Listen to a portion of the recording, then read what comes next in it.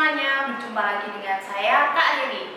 Dalam video kali ini kita akan belajar tentang zikir dan doa setelah sholat fardu. Seperti apa ya kira-kira materinya? Yuk simak video ini sampai selesai ya. Yang pertama kita akan membahas tentang zikir. Berzikir artinya menyebut dan mengagungkan nama Allah dan menjaganya dalam ingatan. Allah akan memberikan sifat ulil albab kepada seseorang yang berzikir dan senantiasa menyebut Rabb-Nya. Berzikir tidak hanya bersifat lisaniyah, namun juga qalbiyah. Lisaniyah maksudnya diucapkan bersuara atau secara lisan, sedangkan qalbiyah artinya diyakini di dalam hati. Beberapa manfaat dari berzikir yaitu senantiasa ingat kepada Allah di semua tempat, hati menjadi tenang, dihindarkan dari rasa gelisah, dihindarkan dari godaan setan, dan selalu berpikir baik serta selalu diliputi oleh kebaikan.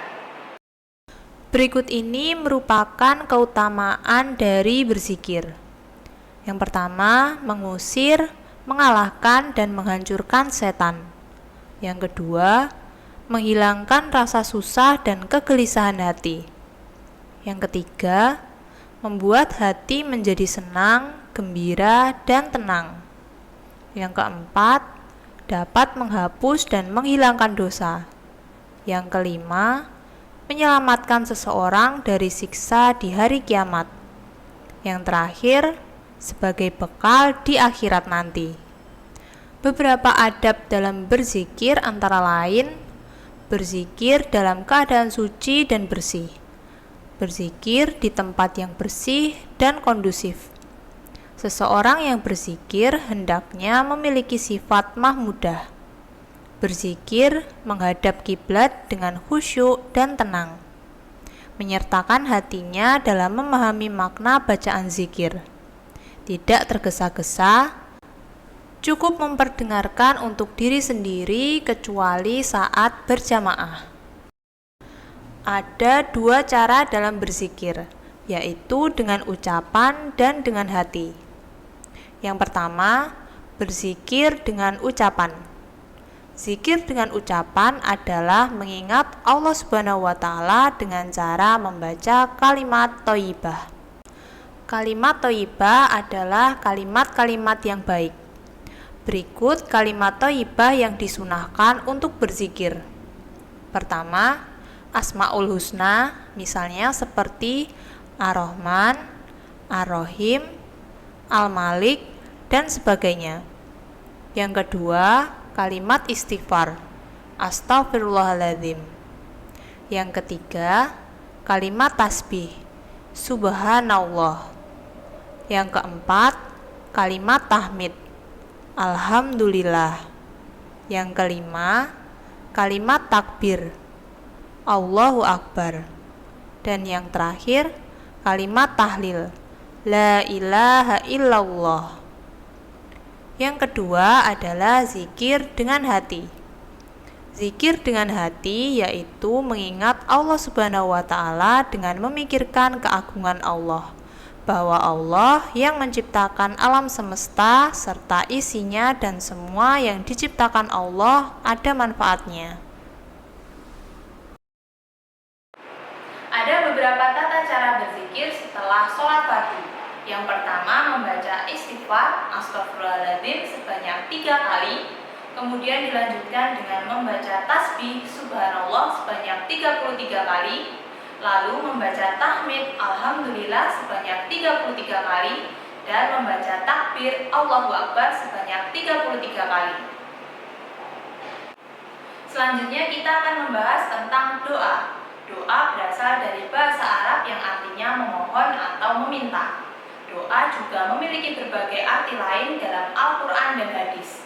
Lafaz doa dalam Al-Quran dapat dimaknai sebagai ibadah, perkataan atau keluhan, panggilan atau seruan, serta meminta pertolongan dan permohonan. Manfaat dari doa antara lain menghindarkan diri dari kejelekan, menghindarkan diri dari murka Allah, memperoleh rahmat dari Allah, dikabulkannya keinginan, mendekatkan diri kepada Allah, dan mempermudah segala urusan. Berikut ini merupakan adab-adab dalam berdoa. Yang pertama, dilakukan pada waktu yang mulia seperti saat hari Jumat, hari Arafah, bulan Ramadan, sepertiga malam, dan lain-lain. Yang kedua, dilakukan dalam keadaan khidmat seperti saat sujud, sebelum dan sesudah sholat fardu.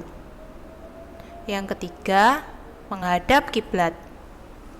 Yang keempat, dimulai dengan basmalah dan memuji Allah Subhanahu wa Ta'ala, kemudian diiringi dengan sholawat dan salam kepada Nabi Muhammad SAW, dan diakhiri dengan keduanya. Yang kelima, membaca syahadat dan memohon ampun kepada Allah Subhanahu wa Ta'ala.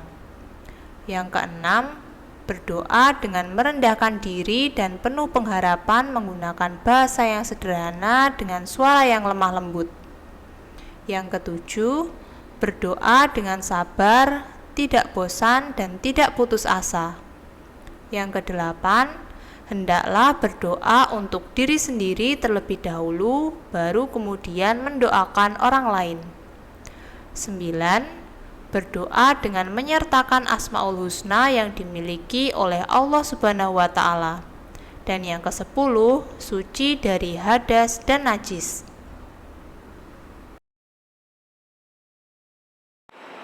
Berdoa sebaiknya memperhatikan waktu yang tepat atau mustajab agar dikabulkan oleh Allah.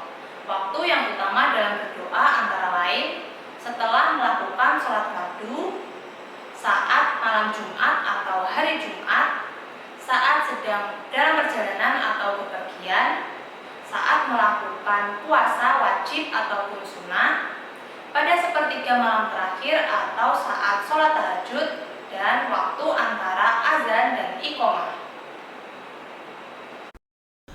Berikut ini merupakan beberapa lafaz doa setelah sholat fardu.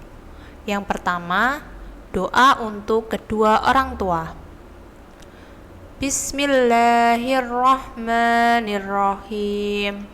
Rabbighfirli wa liwalidayya warhamhuma kama rabbayani shaghira. Artinya, ya Allah, ampunilah aku dan kedua orang tuaku dan sayangilah mereka berdua sebagaimana mereka menyayangiku di waktu aku masih kecil. Yang kedua adalah doa kebahagiaan dunia dan akhirat. Bismillahirrahmanirrahim.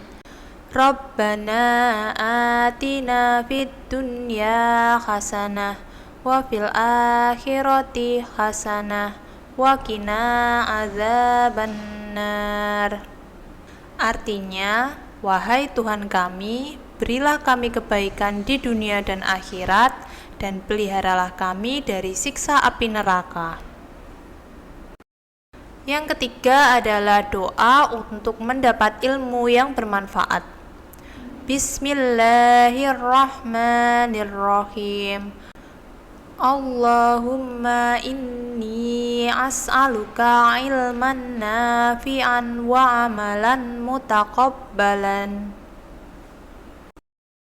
Yang keempat adalah doa memohon ampunan untuk seluruh umat Islam. Bismillahirrahmanirrahim.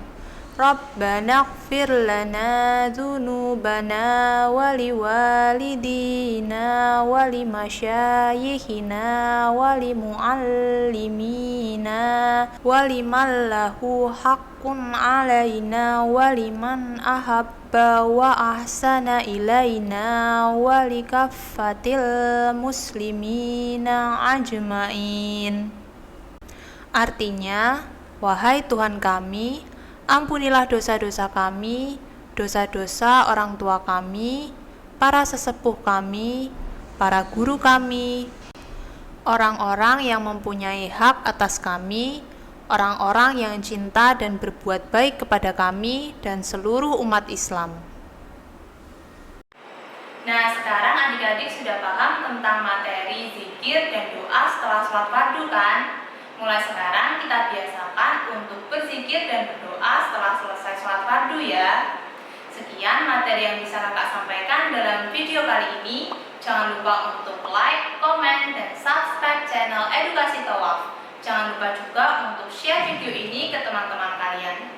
Sampai jumpa di video selanjutnya. Wassalamualaikum warahmatullahi wabarakatuh.